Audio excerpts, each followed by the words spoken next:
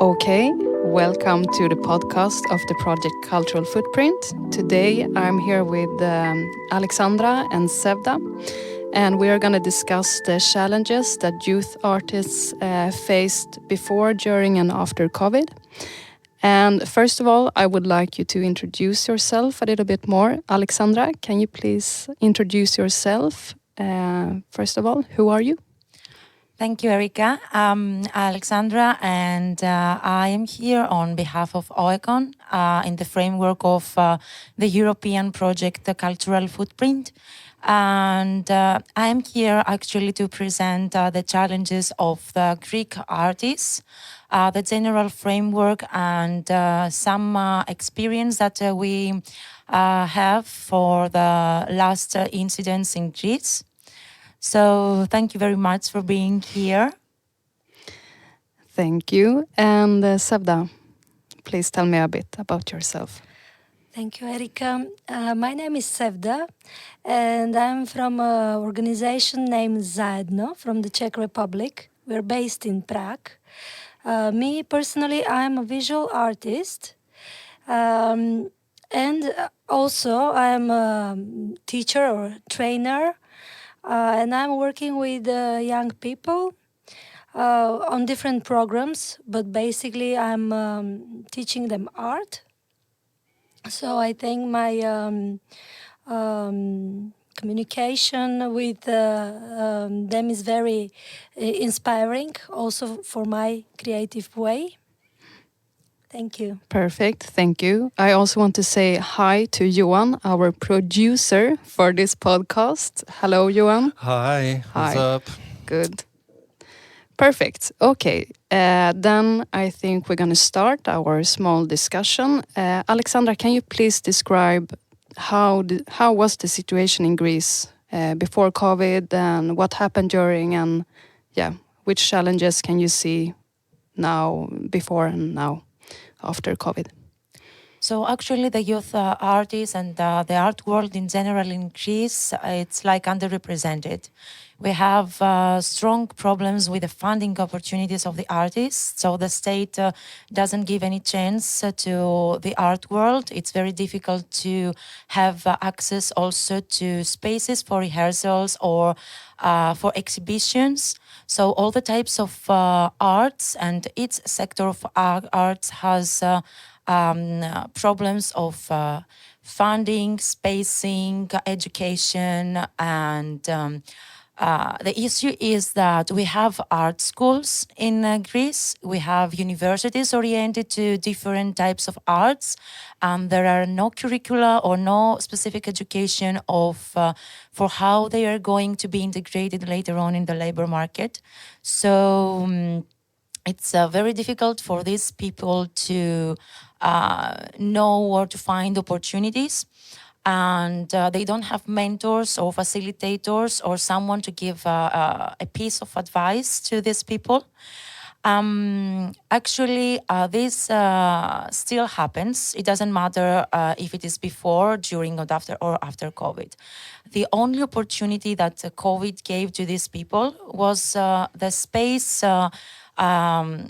like the space, free platforms to promote themselves. And these platforms created by the state, because we had the motto stay at home during the COVID-19.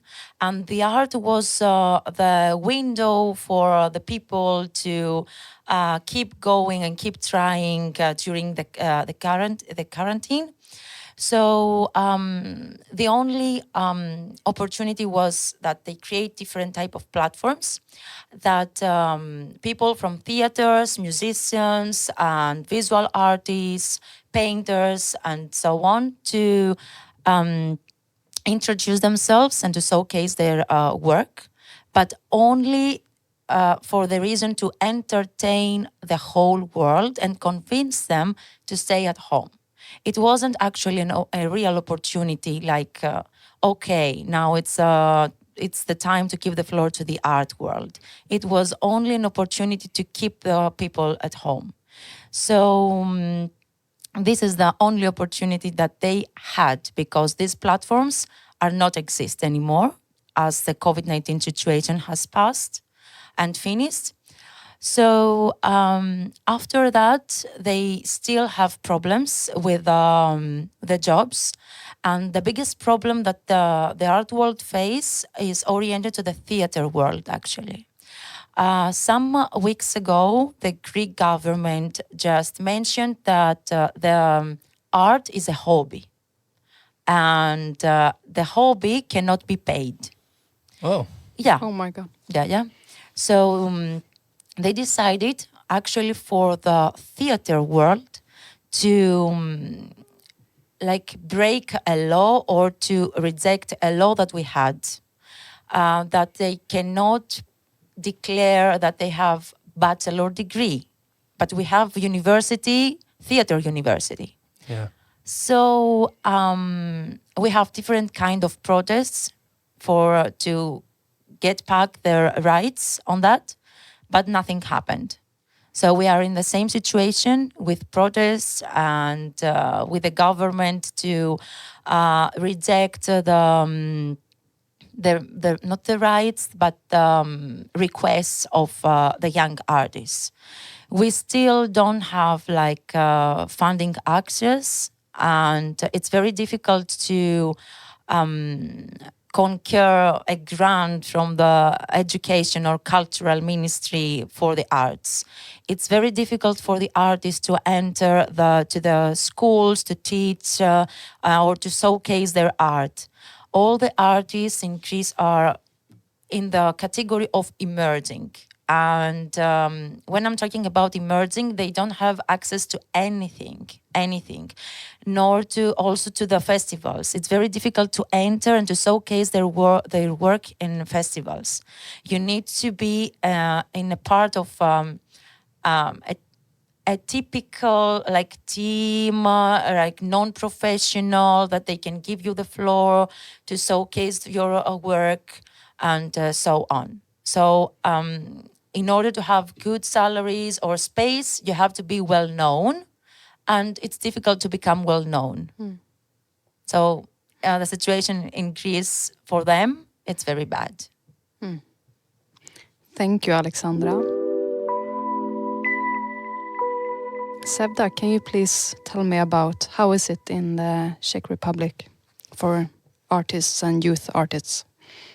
Just to react on what Alexandra said, maybe it's a pity to hear that the situation in Greece is so bad, because Greece is the country, the land which gave the culture to all Europe. So it's scary to hear that the situation is like this. The situation in my country is slightly better, I should say, because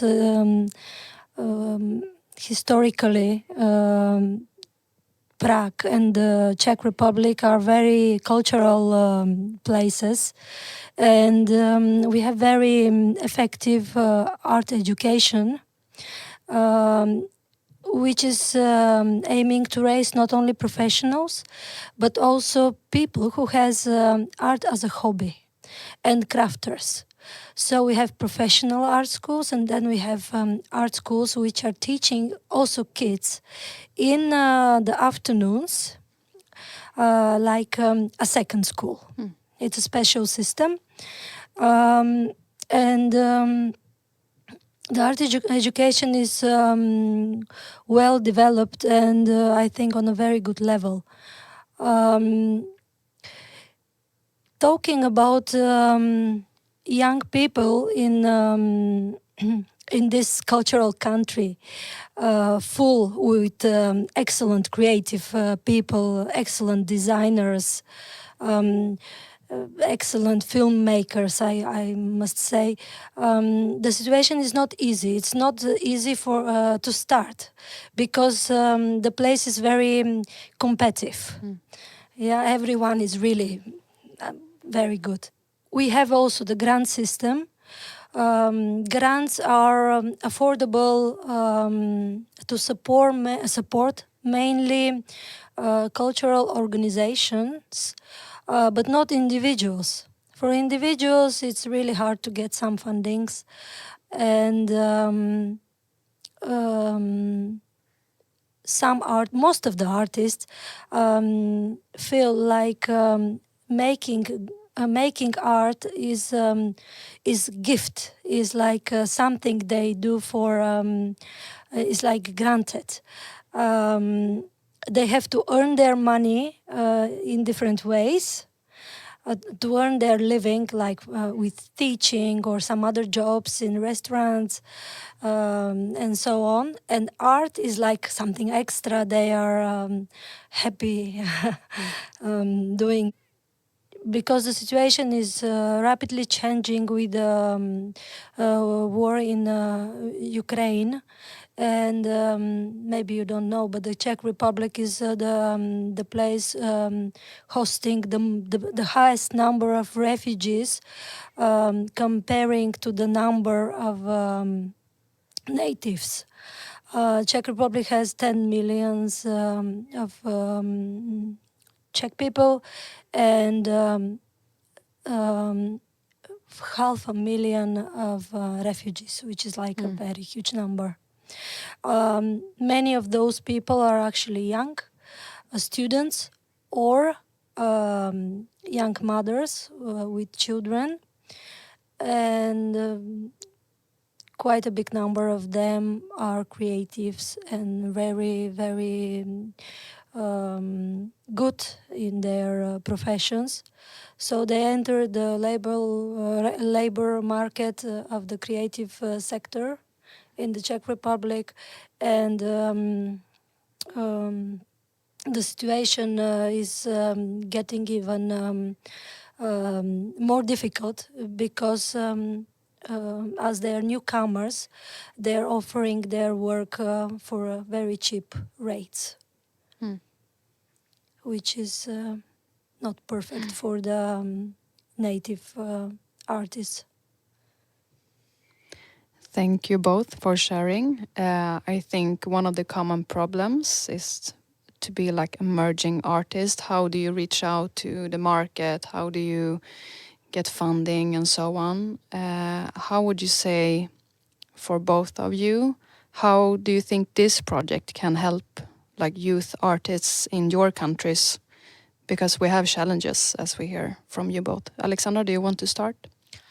Yes, actually, the Cultural Footprint Project has created very useful materials, like for in the educational part that are missing from the curricula of the universities or for the schools, for sure. So I would like to invite them all to attend our online webinars, which are free and open. All the materials will be available from our curriculum, and they will have the opportunity to make us questions and to help them. As well as I believe that this project with the coaching session later on can help the individual artists to develop themselves in their specific sector of art, as we will be able to give guidance to them. And of course, the project will has follow-up activities, and all the partners will be as contact points to support them in their next steps. That's great. Sevda, do you want to add? I think Alexandra said the most of it, but I can mention that this project is giving actually opportunities. It's about new ideas, new approaches. It's good to use all the possibilities we have. Can I ask you both, since Alexandra, you mentioned during the pandemic that you had like digital galleries and digital shows. Do you think, even though it seems like in Greece that the government doesn't put effort into this anymore, do you think in Greece and Czech that online like galleries and like showcases online will be a trend that's going to follow after the pandemic, or is it here to stay, or what do you think? Actually, it depends on the type of art sometimes. For example, about the music sector, it's both digitally and physically. And in Greece, as the entertainment is on top of our priorities, of course, the physical events are okay. but for sure the digital platforms and the digital space that they can give opportunities to other people who doesn't have access to these places, like people with disabilities, or these platforms can help the emerging artists to expand their audience around Europe. So if I was an artist and I had the space to showcase my art, maybe this could have given me the opportunity to make connections with a Swedish artist and come here in Sweden and give a concert or a show or something, and then to start earn money from my work and have a better living. So it's also networking opportunities, and I believe that we must focus on that, like as an opportunity, not as a solution. Of course, the physical events must be implemented, but also digitalization is in our lives, so we need space for that, which is also something that the cultural footprint gives. Exactly, that's my point. Basically, solving Yes. every problem. Johan, can you also, just from the perspective of being a producer here in Stockholm, Sweden, how do you see the situation here in Stockholm for our artists?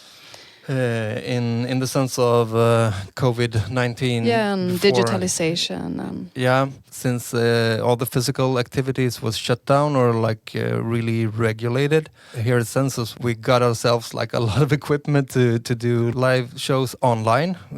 So we have like loads of stuff for that, thinking that after the pandemic this would still be a thing, something that would become like a part of a band or a artist, like that you have ordinary live shows, you have live shows online, like every concert will probably be online as well, from now on. So we really, got into that and learned how to do it and everything. But like the minute the regulations was over, no one was interested. So I don't know. I mean, we can still use it for other purposes, and I don't know, moving images or like video and stuff will also. I mean, it will always be interesting thing for an artist, but the whole live thing online is dead. I think, at least here. And I don't think it will come back either. At Census, we work together with bands and artists and music collectors and stuff, and we really see like a changed behavior after COVID. They don't really meet as much anymore because all the projects they started during the pandemic was, things that they were doing sort of when they could, and then work together online, like uploading files and stuff like that. And they keep doing that now as well. And I think all the musical projects and stuff that started during these 2 years was sort of based on that way of cooperating. So that's how it's been since the regulations was taken away, but we really see effect on the from the other side now. There's so many bands again, like people playing guitar, drums, bass, that kind of stuff from young people, mainly like 18-year-olds.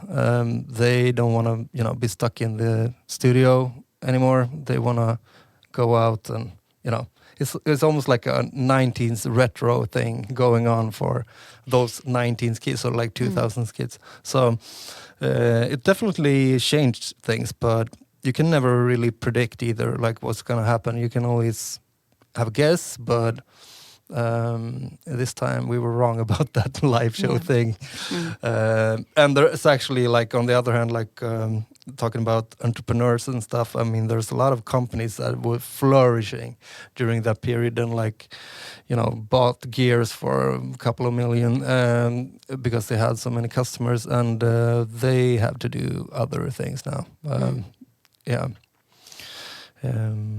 Yeah, that's my 2 cents. Sevda, how is it in Prague, in Czech Republic? Do you see that youth they want to do art again? Do you see like an upspring in there, or how is it? Do you see new trends coming in after COVID? The digitalization was a big topic during the COVID-19 because some of the artists were just pushed to do it, to do things online, but some rejected because they said that they're missing the feelings and the important spices which the art and the live contact is giving. But I think that the digitalization is here to stay because the next big topic coming is the artificial intelligence and the fact how creative it actually is. And maybe in just few years we'll be missing